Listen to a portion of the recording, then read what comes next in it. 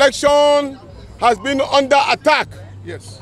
Today, Nigerian democracy has been undermined.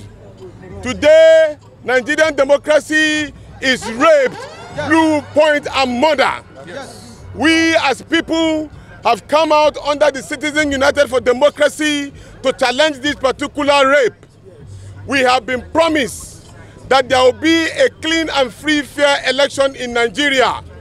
Unfortunately, what we saw was a murder of our democratic as an hard-earned democratic system. Yes.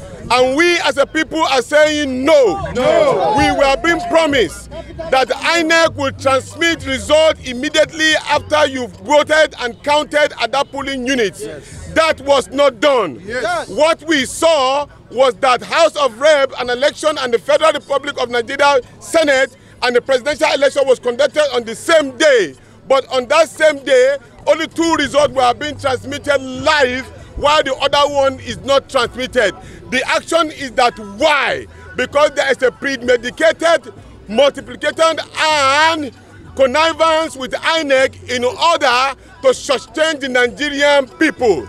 And we are gathered here today to say no more election rigging. No. This particular election will be challenged through the democratic means, with our level of agitation at the same time in the court of law. Yes. But as we do that, this particular congregation is happening around the 36 states of the Federal Republic of Nigeria. Yes. To count and demand that the election that took place on the 25th of February should be presented to the Nigerian people. We are saying too, we have proof that votes were being allocated to states.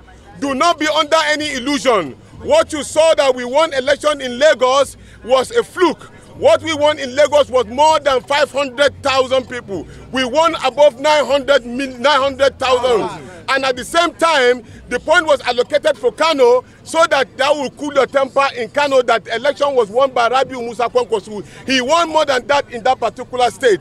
The allocation was also done in Katsina, where they allocated the same amount to Atiku in order to cool the temper down. But the fact is that we are no fools. They allocated the election to themselves where they can have overriding influence. But today we have unplugged their plan. We are saying that we are going to resist this continuously.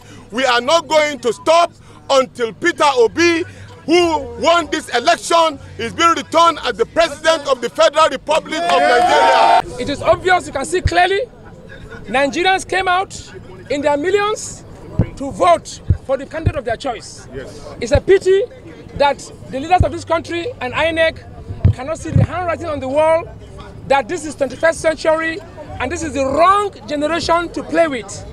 This is the wrong generation to play with. So what we're saying here is that this mandate must be returned back to the person who won. Yes. The idea is simple. You are supposed to upload results through the beavers. When they saw that Peter Obi was leading, they quickly cut it off.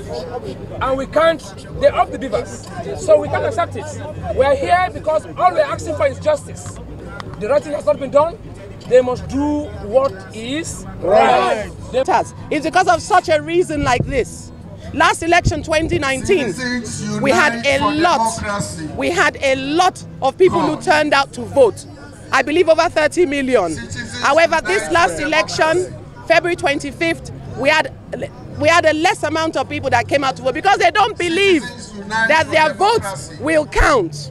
You promised us and you spent taxpayers' money, which I paid as well, billions of naira to give us a manually transmitted, well, not even transmitted, a manually collated election. This is 2023. Enough is enough. I stood there in the sun in my state, in Oyo State. I casted my vote with the hope that it would be sent straight into the machines for people to see what happened. However, the same thing happens every time. We get thrown on every time. We get manipulated and pushed aside, and then we are asked to carry on our lives the way it is.